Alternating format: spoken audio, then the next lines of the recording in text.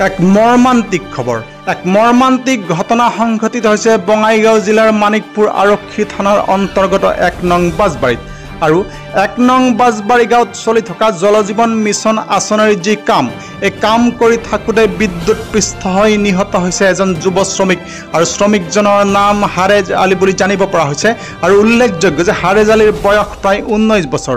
এক বিশেষ খবৰ বঙাইগাঁও জিলাৰ মানিকপুৰ আৰক্ষী থানাৰ অন্তৰ্গত যি ১ নং বাজবাৰী গাঁও এই ১ নং বাজবাৰী গাঁৱত চলি থকা জল জীৱন মিছন আঁচনিৰ প্ৰকল্পত কাম কৰি থাকোঁতে নিহত হৈছে এজন যুৱ শ্ৰমিক আৰু যুৱ শ্ৰমিকজনৰ নাম হাৰেজ আলী আৰু বিদ্যুৎ পৃষ্ঠ হৈ নিহত হৈছে হাৰেজ আলী আৰু হাৰেজ আলীৰ বয়স প্ৰায় ১৯ বছৰ বুলি জানিব পৰা গৈছে।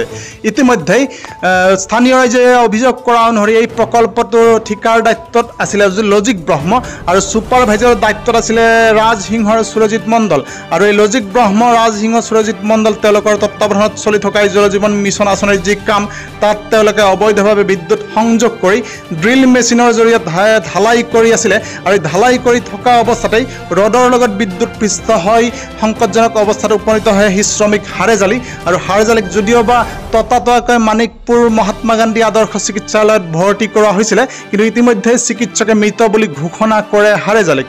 এক মৰ্মান্তিক খবৰ বঙাইগাঁও জিলাৰ মানিকপুৰ থানাৰ অন্তৰ্গত ১ নং বাজবাৰীত আৰু ৰাইজে ইতিমধ্যে অভিযোগ কৰিছে যে ঠিকাদাৰ লজিক ব্ৰহ্ম বা ছুপাৰভাইজাৰসকলে কোনো বিশেষ সুৰক্ষা ব্যৱস্থা নলোৱাকৈ শ্ৰমিকসকলক কামত নিয়োগ কৰিছিলে বা তেওঁলোকক ব্যৱহাৰ কৰিছিলে আৰু তেওঁলোকৰ অভিযোগ যে আচলতে হাৰেজ আলীৰ মৃত্যুৰ বাবে আচলতে ঠিকাদাৰ লজিক ব্ৰহ্ম ৰাজসিংহ সুৰজিৎ মণ্ডল তেওঁলোকেই দায়ী। ইয়াৰ পিছতেই মানিকপুৰ আৰক্ষী থানাৰ আৰক্ষীগৈ ঘটনাস্থলীত উপস্থিত হয় আৰু হাৰেজ আলীৰ মৃতদেহ মৰণোত্তৰ পৰীক্ষাৰ বাবে চিকিৎসালয়লৈ প্ৰেৰণ কৰে। মানে আমি সাডলাৰ কাম কৰি আছো। ক'ত কৰি আছিলে? আমাৰ ১ নং বাজবাৰীত ওয়াটাৰ সাপ্লাই কাম কৰি আছো। তাতে আমি মানে পুৰা সাত ঢালি আছো, মানে কাম কৰি আছো, ঢালাই কৰি আছো, মাৰি আছো। এগুলা মাৰি থাকোঁতে মানে বাইমিটাৰ মাৰবা লাগে। এই বাইমিটাৰ মানে তাৰখিনি লগাই মানে ওপৰত উঠাই লৈ গৈছো বাইমিটাৰ গাড়ী।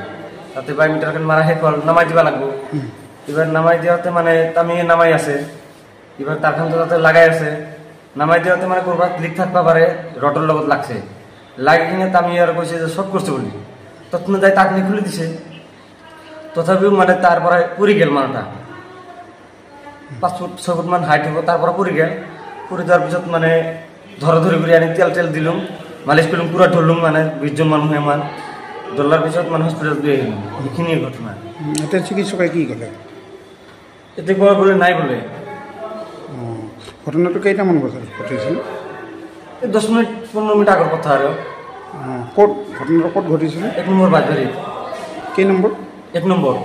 কি নাম আছিলে এইজনৰ? হাৰেজ আলী। হাৰেজ আলী মিস্ত্ৰী কাম কৰিছে? মিস্ত্ৰী কাম কৰি আছে।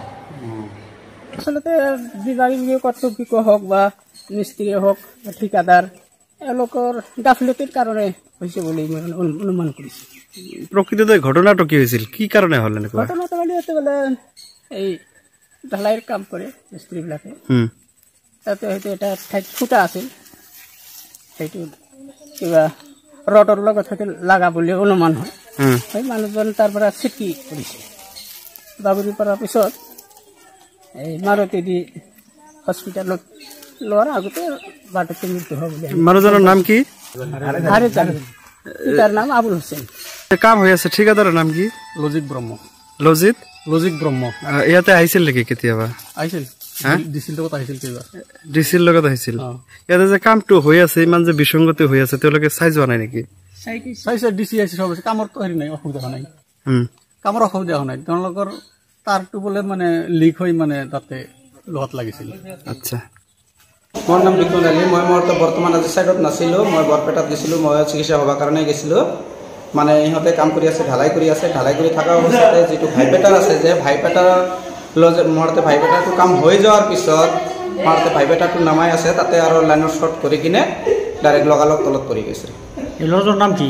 এই ল'ৰাজনৰ নাম হাৰেজ আলী। ঘৰ ক'ত? ল'ৰাটোৰ নাম হাৰেজ আলী, ১ নং বাজবাৰী। আপোনাৰ ঘৰ ক'ত? মোৰ ঘৰ ১ নং চালাবিল। মেইন চাইটটো ক'ত চলি আছে? ১ নং বাজবাৰী চলি আছে। মেইন ঠিকাদাৰৰ নাম কি? মই মেইন ঠিকাদাৰৰ নাম নাজানো, কিন্তু চাইট ইনচাৰ্জ যিটো আছে মেংগো বুলি কয়, আৰু ৰাজেশ আছে। News desk report news time 3।